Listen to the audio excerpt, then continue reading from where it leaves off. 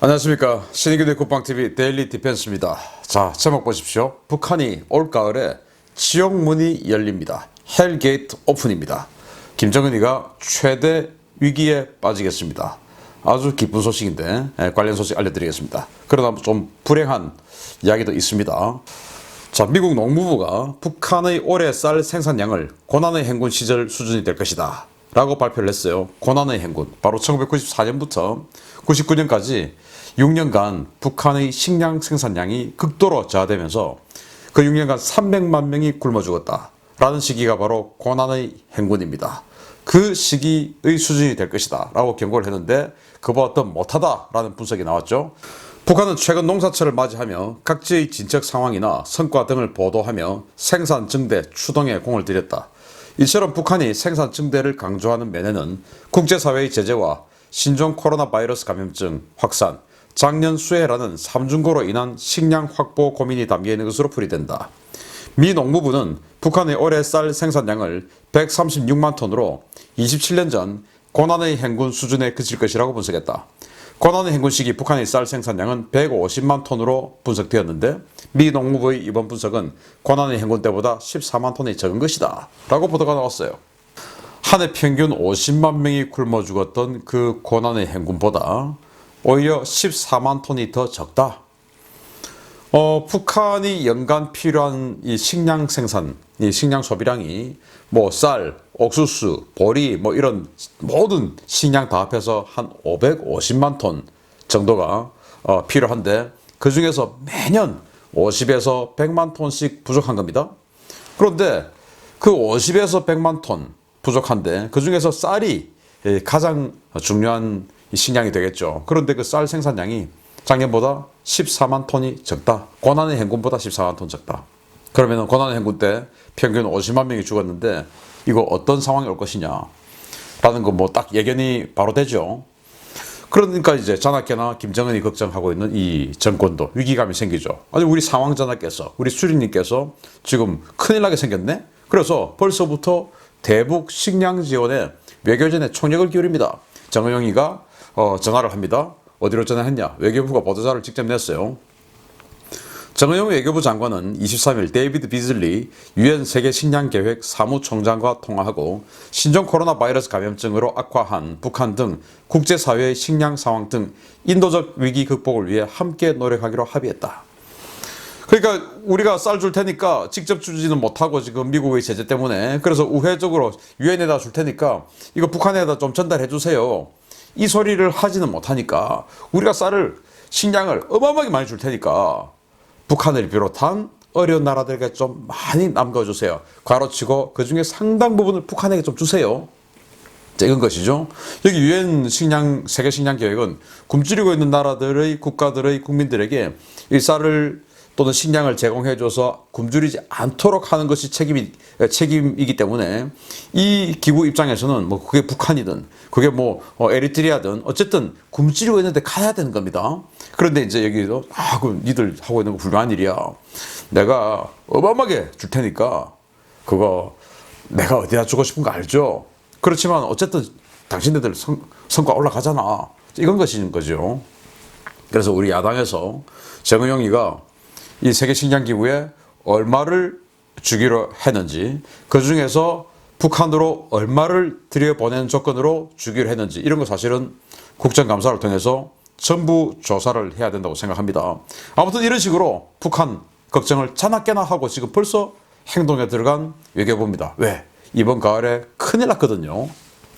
극한까지 몰린 북한이죠. 비루스 즉 코로나19 바이러스 공포에도 국경을 개방합니다. 작년 한 해 자신들은 의료 체계가 없고 약도 없고 하다 보니까 또 위생도 나쁘고 하다 보니까 이 코로나 바이러스가 들어오는 그 순간 완전히 그냥 북한 전역은 지옥도가 펼쳐질 것이다라는 걸 예견하고 중국 없이는 살 수 없는 이런 북한 입장에서 정말 신속하게 국경을 완전히 봉쇄해버렸습니다. 바이러스가 못 들어오게. 그런데 그렇게 해서 1년을 살다 보니까 이거는 뭐 차라리 바이러스가 들어와서 뭔가 이 감염병에 걸린다 하더라도 굶어 죽지는 않아야 되는데 병 걸려 죽는 것보다 지금 당장 오늘 굶어 죽겠다라는 생각이 든 거예요. 그래서 국경을 열었답니다. 놀랍죠? 4월 24일 지지통신이 보도를 했는데 북한이 코로나19 유입을 막기 위해 취했던 중국과의 국경 봉쇄 조치를 비공식적으로 해제한 사실을 민족화해 협력 범국민협의회 민화협 이종걸 상임의장에게 통보했다. 이 의장은 형식적으로는 봉쇄가 해제되었지만 아직 교류가 원활한 상태는 아니라고 말했다. 이 의장은 남북관계가 악화된 상황이지만 민간 차원의 협력은 받아들일 의향이 북한에 있다라는 인식을 드러냈다. 아니, 이거 웃긴 거 아닙니까? 아니, 지들이 국경을 열었으면 우리 통일부 또는 외교부에 알려줄 일이지. 이종걸이 지금 현역 국회의원도 아니고 오선 출신의 민주당 오선 출신의 민화협 의장이에요. 아니, 민화협 의장이 이종걸이한테 왜 통보합니까? 통일부 외교부에 통보해야지. 참 희한하죠. 어쨌든 다 이제 초록은 농색 끼리끼리니까. 어쨌든 이제 너 오선 출신이니까 너가 통일부 뭐 여기다 좀 압력 좀 해가지고 어떻게 좀 성과 좀 내봐, 이거 아니겠습니까? 그렇게 해서 이제 야, 국경 열었으니까 쌀 가져오라, 이렇게 빌고 있는 것입니다. 자, 그런데 북한이 없는 돈을 쥐어짜면서 농자재 도입 총력전을 하는데 성과는 어떻게 될까요?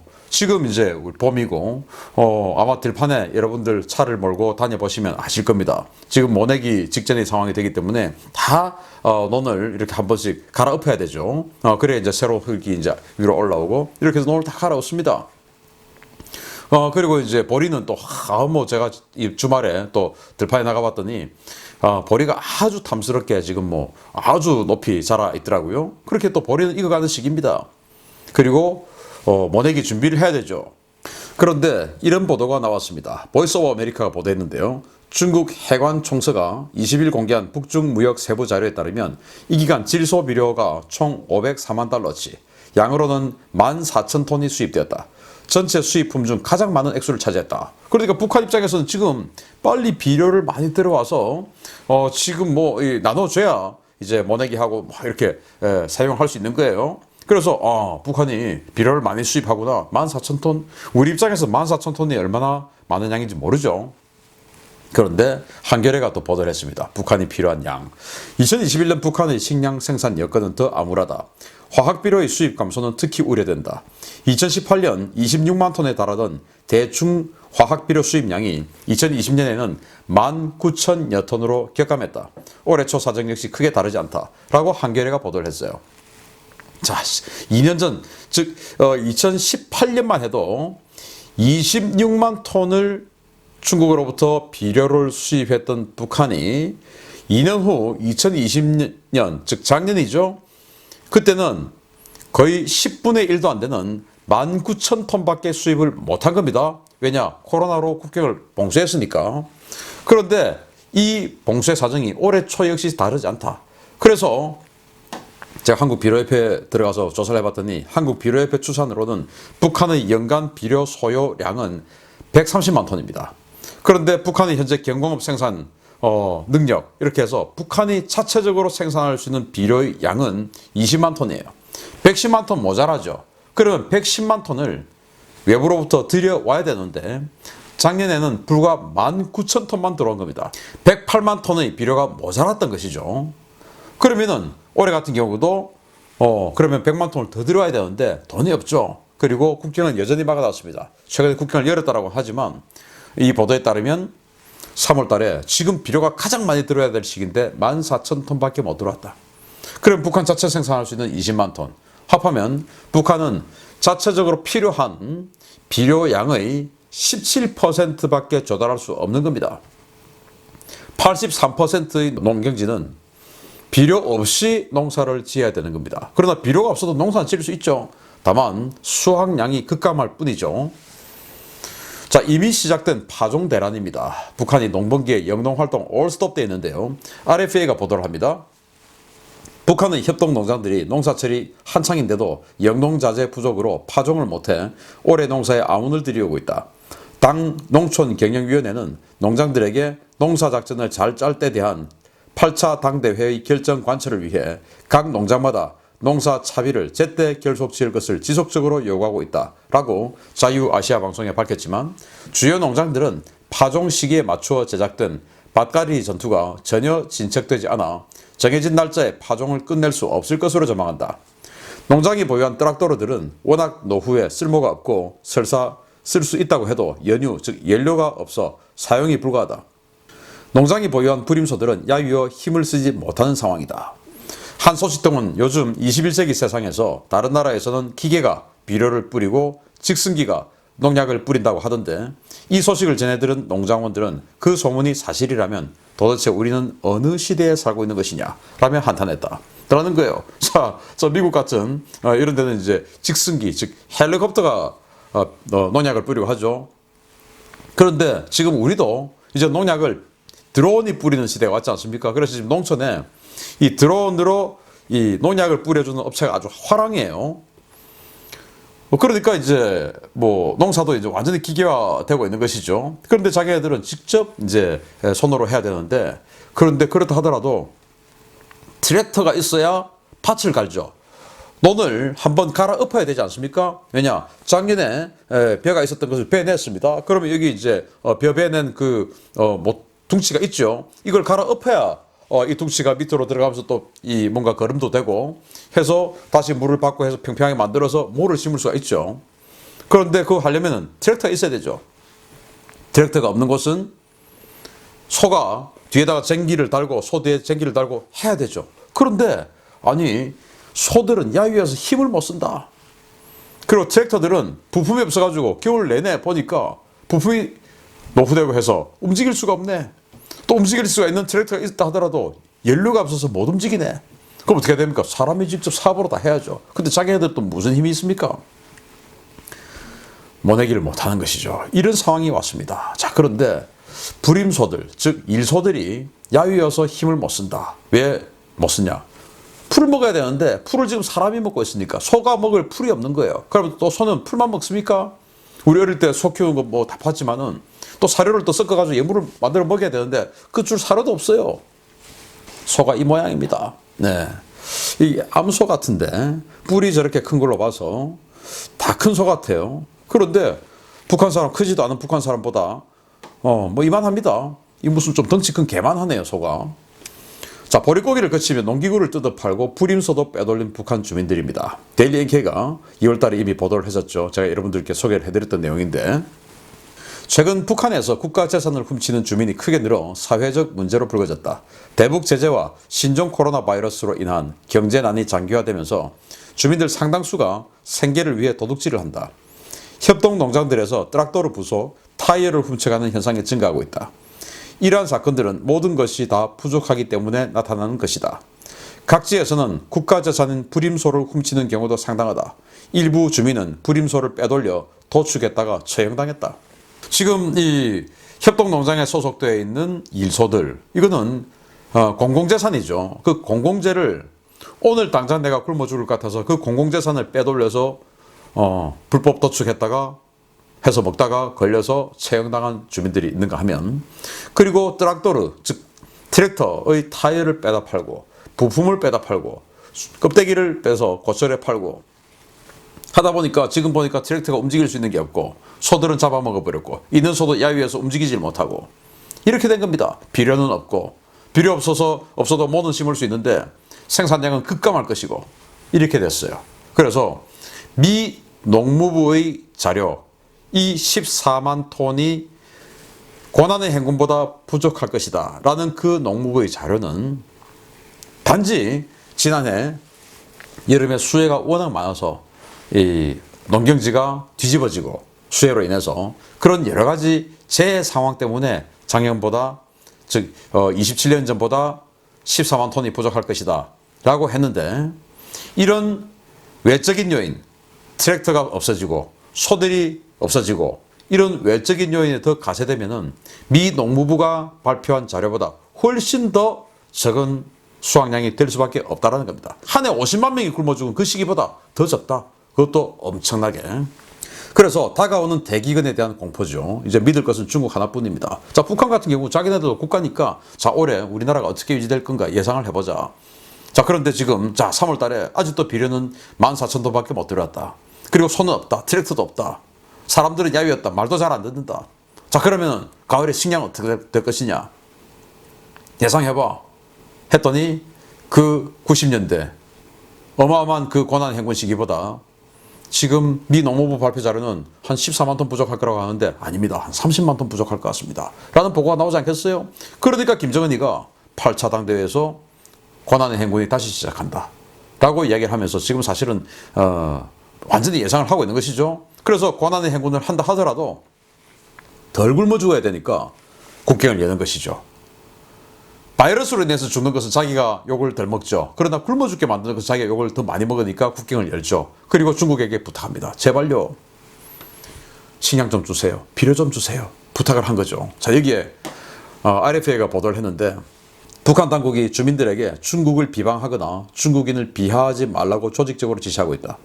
특히 중국 화교들을 비하하는 발언을 하다가 적발될 경우 사상투쟁의 무대에 세우겠다고 엄포했다. 주민들 속에서는 오랜 세월 동안 중국인들에 대한 부정적 감정이나 경계심이 잠재되어 있기 때문에 화교들에 대해 다양한 형태의 비난과 비방이 있어왔다.